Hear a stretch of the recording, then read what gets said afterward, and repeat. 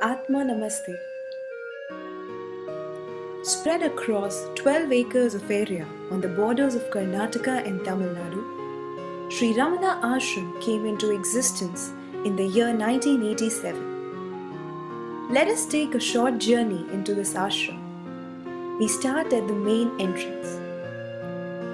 The ashram is the spiritual home for all Arhat yogis with the tranquility unmatched to the busy lives of cities.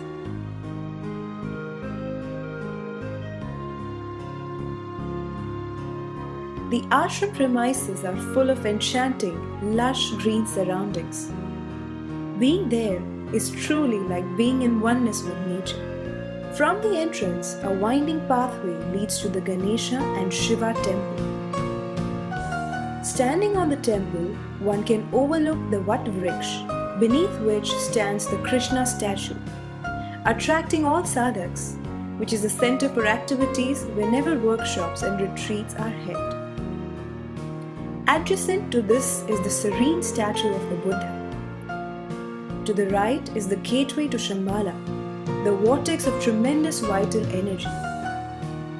The Arhat yogis do their regular healings in this area, opposite to the Shambhala, open to the sky and surrounded by tall trees.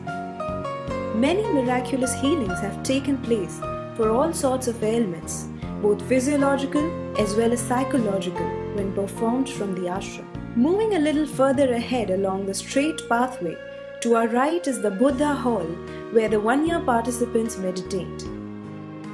In front of the hall stand the 2 tall pine trees, and beside it is the neat little pond, a corner blossoming of lotuses. Next to the Buddha Hall is the Choa Hall, where participants who have come from various parts of the country meditate together. The ashram provides well-equipped facilities including cottages and kutyas for a comfortable stay. To the left of the cottages is the new Blue Pearl block, specially designed for the senior Arhat yogis who are staying in the ashram for 1-year intensive program.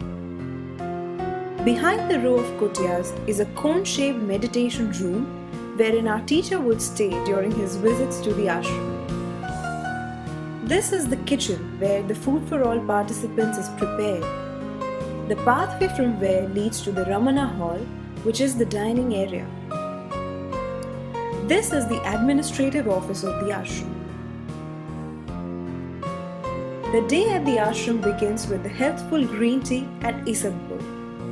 The entire group gets together for the morning exercises and breathing, followed by the special morning sadhana conducted by Reddy Sir in front of the Choa Hall or under the Vatvriksha, now lovingly known as the Krishna Tree Garden. The breakfast consists of refreshing coconut water and a plate full of seasonal fruits freshly grown in the Thalli belt. The open-to-air meditation and group discussion sessions under the Vatvriksha near the Krishna statue are looked forward to and cherished by all.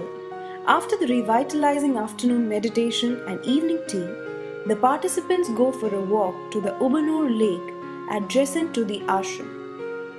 Here, purification through disintegrator is performed, along with the special purification ritual under the Shamme tree. Sheme Sheme Yate Papam, Sheme Shatru Vinashanam, Arjunasya Dhanurdari, Ramasya Punar Darshanam. Before returning, the group turns west facing the sunset to do the great invocation. The meals are served twice a day at the Ramana Hall. On a clear night, if one is lucky enough, from the open premises of Ramana Hall, one can catch a glimpse of the Saptarishi constellation while having dinner. As part of the schedule, we do occasionally climb up the Choa Hall for stargazing under the majestic blue firmament, making us realize we are very much a part of the universe as much as the stars above and trees below. The day ends with illuminating book study session in the Choa Hall.